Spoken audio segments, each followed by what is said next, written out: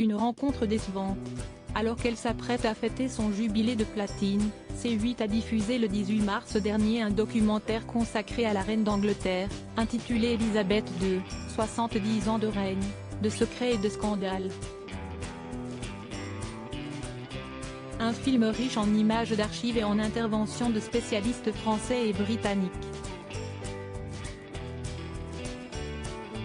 Des éléments historiques aux petites anecdotes sur son quotidien, de nombreuses facettes de la reine se dévoilent.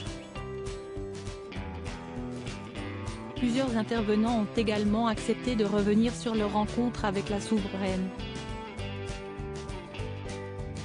Et contrairement aux idées reçues, ils ne gardent pas un souvenir intarissable de ce moment. Siesti, une petite bonne femme assez froide, qui te regarde à peine, qui a le regard un peu vide pour être tout à fait honnête, explique par exemple la journaliste britannique Louise Ekland. Même son de cloche du côté de Marc Roche, journaliste pour le journal Le Monde. On n'est pas très impressionné par le physique.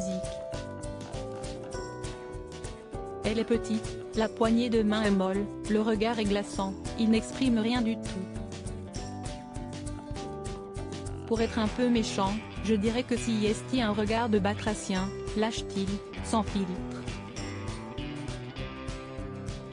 Elisabeth II a une distance qui est nécessaire, alors comment expliquer un tel comportement? Pour la journaliste spécialisée Maud Garmy, il y a une raison logique qui peut justifier du manque d'empathie d'Elisabeth II. Imaginez le nombre de personnes à qui elle a serré la main. Imaginez le nombre de gens tellement différents qu'elle a pu rencontrer. Alors évidemment qu'elle est briefée à chaque fois, mais on ne peut pas aller plus loin. Siesti à dire que quand on rencontre la reine Elisabeth 20 secondes, elle nous a demandé d'où on venait, si on était heureux d'être là et ce qu'on faisait dans la vie, point barre. Et elle passe à quelqu'un d'autre.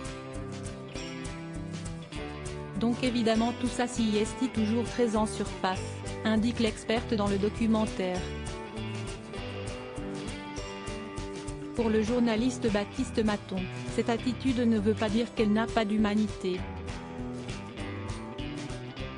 Mais elle a une distance qui est nécessaire. Loading widget.